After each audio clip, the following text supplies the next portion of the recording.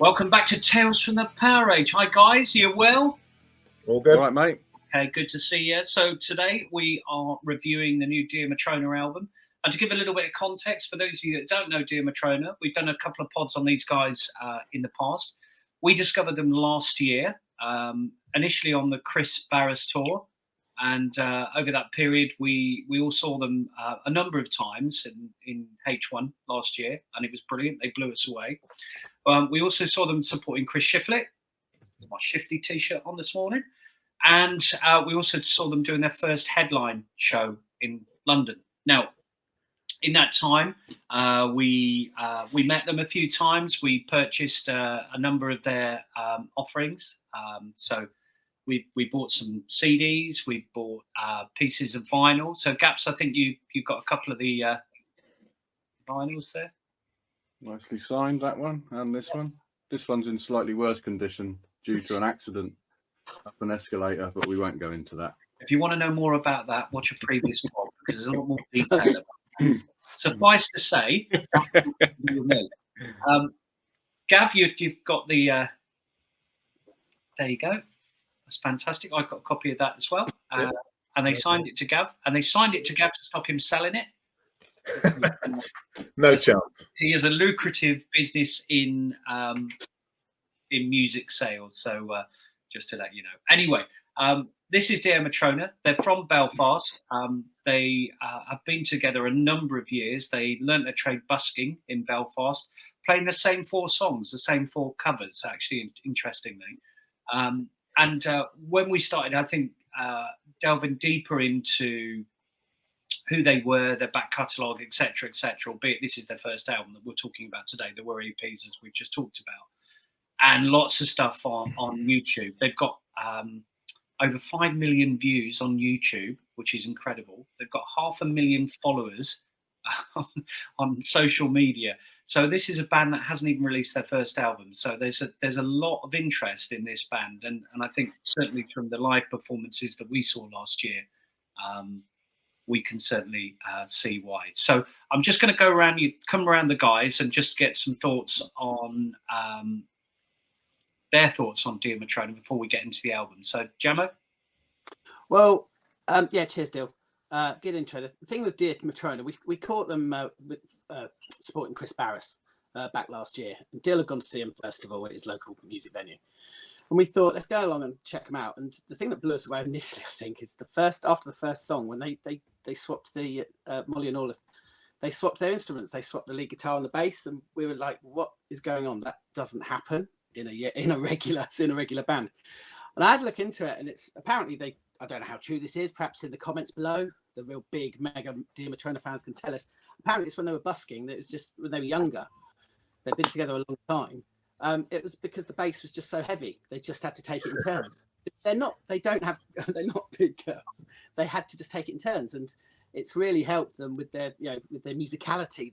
They're both brilliant at both instruments. So that was quite stunning. And again, for me, and Gaps, we were together at the time, the harmony, the vocals, having 2 great vocalists, it was just fantastic. And it really come through. And we were only seeing them at a very small venue. I mean, at the Crawford Arms in Milton Keynes.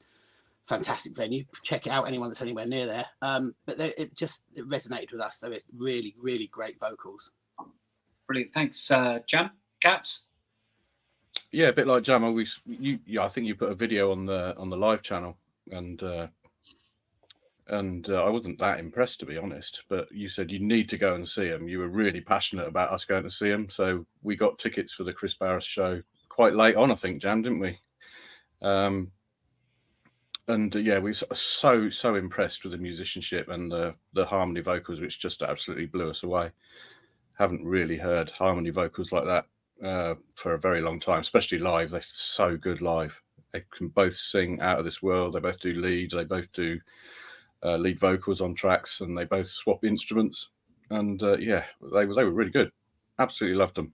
Yeah, good fun. Great personalities as well from the conversations that we have with them in the merch stand. So before we get to those photos, Gav, you came along to the headline show in Camden, your stomping ground. Yeah.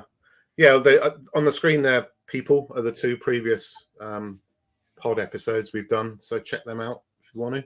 And also, as was mentioned, we've got quite a lot of material on our live channel, which is Tales from the PowerAge Live. So check those out as well. It's a separate channel to this, so go and check it out on YouTube. But yeah, I was late to the party. I think everyone else has seen them a couple of times. I've now caught up and seen them a couple of times myself. Yeah, and just to echo the guys, really, we're all very kind of respectful of musicianship, and we've always appreciated great guitar players and great singers. And man, these are, both of those things. Actually, I'm going to put in the comment section some metal guitar solos that they've mimicked, and they pull off flawlessly. So we're talking Randy Rhoads, we're talking Nuno Bettencourt, and you listen to the kind of music they play, and it's kind of folky, poppy, Fleetwood Mac. Yet they can tear out metal solos like you wouldn't believe. These guys are fabulous players, and that's what really caught me about them and dragged me in, as just how talented they are, and how young, how talented for their age. We would talk. You're a big Kate Bush fan, and we were talking about actually the progress of females in music, and I think famously, Kate Bush was the first female artist to have written and performed a song that went to #1 in the UK, and I think that was correct. Wuthering Heights. I think it was about 78, was it, if I'm not mistaken? Yeah. So this album that we'll be talking through in a minute was produced, written, and performed by the girls, and it's just amazing to think how far we've come in that time. And it's brilliant that that girls can think, actually, yeah, I can pick up a guitar and I can play what I want, and I can write songs, and I'm not inhibited by a world that probably we've all moved on from now. So that's really, really great to see as well. Okay, cool. So here's some photos when we met them. So Gav is with us there on the left. That's in Camden. Jamo, you've got a set list there. Yes, yeah. Hey. Yeah, I do love a set list, especially when it's got any additional information on it, keys played in, who's doing lead vocals, whatever. I love it. And yeah I was very happy chappy there, wasn't I? I think I was sober as well. Shows how good it was. It was a brilliant night, and Gaps, you obviously mentioned maybe what slight damage to one of the items you'd purchased that evening. I think that was in the garage in Islington, was it, that one? Yeah, that was where with the photo on the top left with the live drummer. He's in the middle there. Yeah. Great player. Yeah. We definitely weren't sober that night, were we, Stuart? No. Interesting. Really if he's on the album, that guy.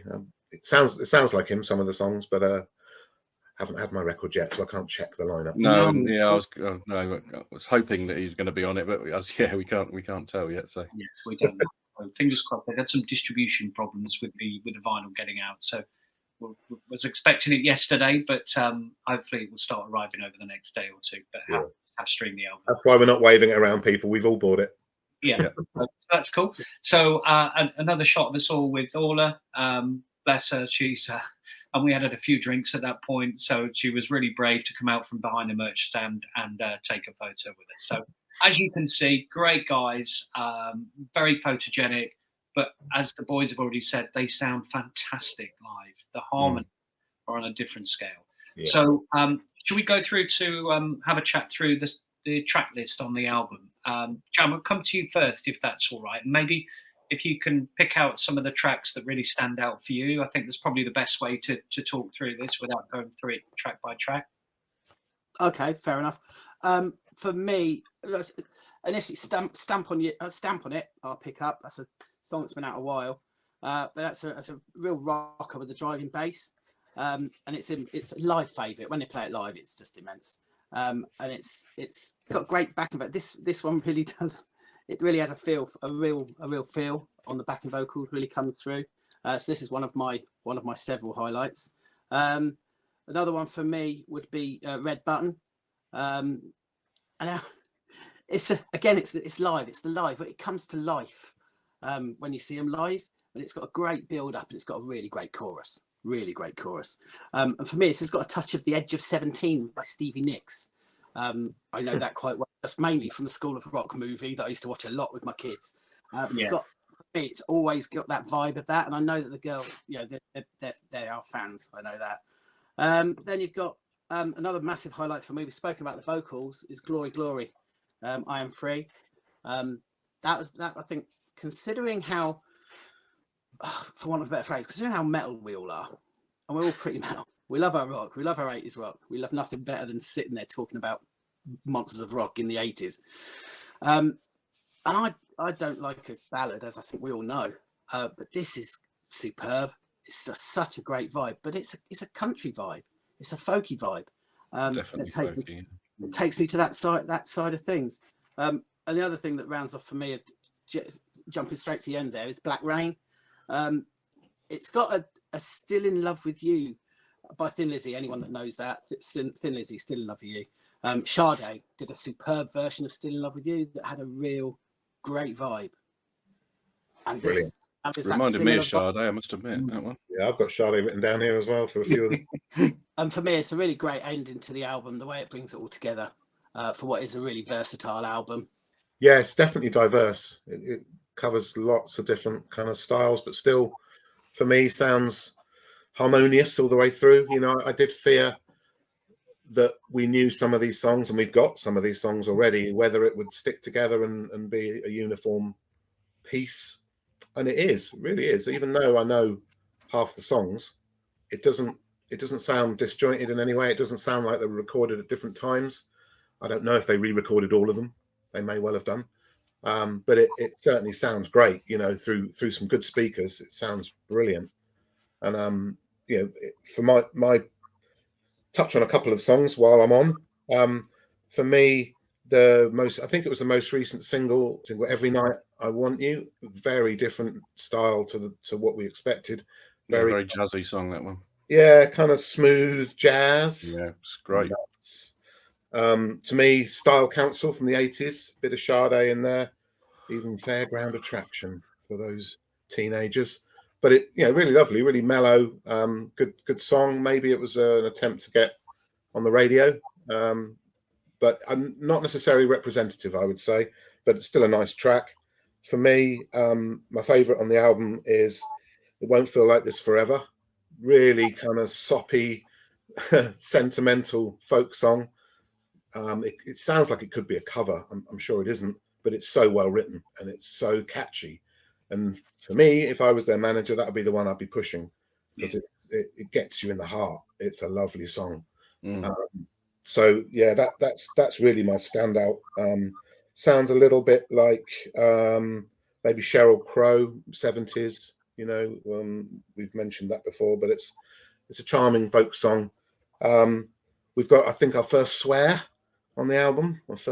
I think I caught one. Yeah, which kind of took me by surprise, really.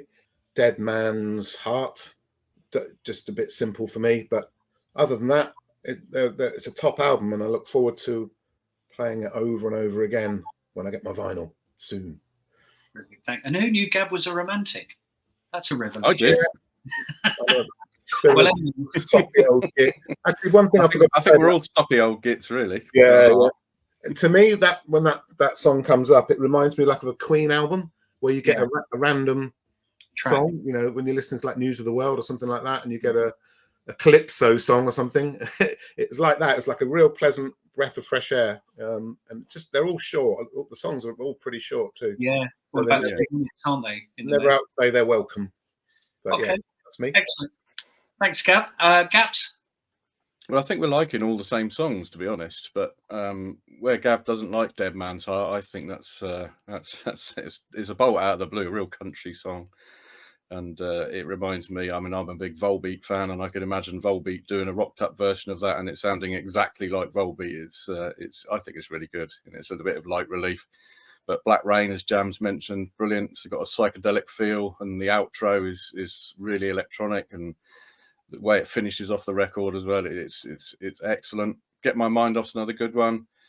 Stamp on It, which we all know is a live staple, is really well produced on this record. But yeah, the Won't Feel Like This Forever that was the one you was talking about, wasn't it, Gav? Yeah, that track's different class. It's really, really good. absolutely love it. There isn't really a song I don't like on here. I'm sure they've re-recorded Glory Glory with more instrumentation on it. I'm sure it was just acoustic on the acoustic guitar on the EP, and there's a lot more fill. It's a lot fuller sound with a lot more instruments and even some drumming, I think, in that one as well, which I don't think's on the EP. Yeah, got to mention the drumming on this. It's really good drumming. It's very understated, but really, really cool. And yeah, can't wait to get my vinyl, which is arriving tomorrow. Excellent. That's brilliant. So that's great. Probably similar to you guys, the standouts are the ones that we saw live lots of times last year. So Stamp on It, which is the tune that they opened, I think, every set that we saw them on last year, which is a real sort of eye-opener. If you've not seen them before and they start with that, it's brilliant. Red Button, great tune. Really, really great lyrics as well that run through that. So Damn Dangerous, that always goes through my head every time I listen. I find it difficult to get that chorus out of my head. Glory Glory, and they did. I think they played Homeward Bound as well, didn't they? On one of the nights that we saw them, and that's brilliant. real sort of homage to that song, and it's brilliant. And that's where the harmonies come out. So when you listen to the album, the one thing that for me that really stands out, the harmonies, and I know that's already been mentioned, but that track in particular. If you want to hear about how entwined they are with the voices, it's just brilliant. It's fantastic. I agree with Gavin. Gaps Won't Feel Like This Forever. It's the standout track for me. I think it's just a little nugget, a diamond in the album. It's brilliant. A super song. Comes in at just about 3 minutes. I think the album comes in about 33 minutes in total. So you could probably just fit that into your lunch break gap. So yeah, absolutely. That's good news for you. Dead Man's Heart with a country feel. I don't mind a bit of country. I mean, we got the Shifty T-shirt on. Love a bit of Blackberry Smoke. So you can't beat a bit of that. And I wonder if that was influenced by touring with Chris, because he's quite he loves his country stuff and that country. Yeah, good point. Country music, maybe it was. And then finally, Black Rain. That's a great way to finish the album. Sometimes the last track on an album's a throwaway. I think that's really growing on me over the last 24 hours. I really, really like it. I think that's a great tune and some really interesting lyrics in it as well. So there's the album. It's called For Your Sins. It comes on a number of different formats, a number of different colours. I'd encourage you to get down to your local independent record store if you can and order it through them, first and foremost. Equally, you can order it direct from the band as well. They've got their website, which we've talked about. What I'd also say is just mentioning the live track, some of the live tracks that we've seen. Showed the setlist. Jam on one of those pictures was smiling and punching the air with delight with obtaining another set list. But look, we've got quite a lot of live stuff on our live channel from these guys as well. So they're individual tracks and songs. There's also a whole set from the garage in Islington last year. It's about 40 minutes. Watch out for Gappy walking down the front direct from the bar at the beginning of the video. Smile. I love that. I mean, that's pretty much is the record. So look, give it a listen. Let us know what you think in the thoughts. It's a little bit different from what we normally pick, right? So it is very much Fleetwood Mac style. There's a bit of Stones as well in the album as well, I think. I think they're influenced, they've got heavily influenced by, as Jam said earlier, it's a lot of the 70s rock. So that's okay for me. Here's the tour. So thanks for showing that, Gav. They're doing a pretty extensive tour across the UK in May.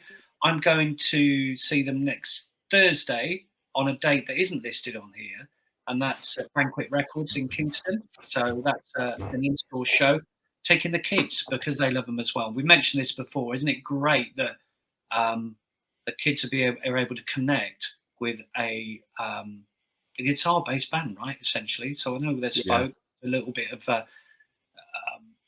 country and rock on this album, but it's brilliant that kids are thinking they don't just need to listen to Kendrick Lamar or Drake. Actually, there's other stuff out there for them. And I was going to say, if you don't like Drake or Kendrick Lamar, I'm sorry, but I'm not.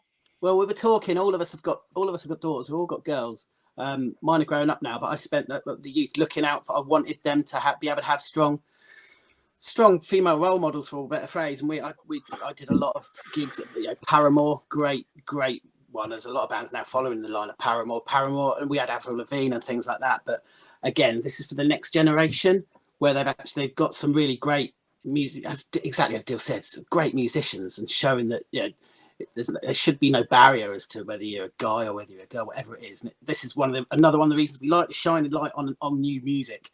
And this is another reason why we want to be shining a light on these, because they are so good and they are so dedicated to it. They really do deserve, I hope, all the success that they get. So yeah, I just want to mention that side of things. Gapsy? Yeah, I just spotted in the gigs there the gig at Galway. If you're looking at that, nice hark back to Thin Lizzy there. Oh. They're playing the Black Rose in Galway. Look, Oh yeah, exactly. Black Rose in Gaelic, Irish Gaelic.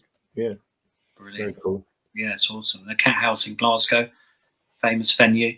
So brilliant. Look out for them. If you get a chance to go and see them live, then get yourself a ticket. I think London's already sold out. So have a look on Twickets to see if any become available. Okay, well, that's Dea Matrona. We wish you all the luck with your album. Hope it goes well. And I hope you're able to continue your careers in music. I really do. And let's hope everybody watching this gives you a listen and gets behind you.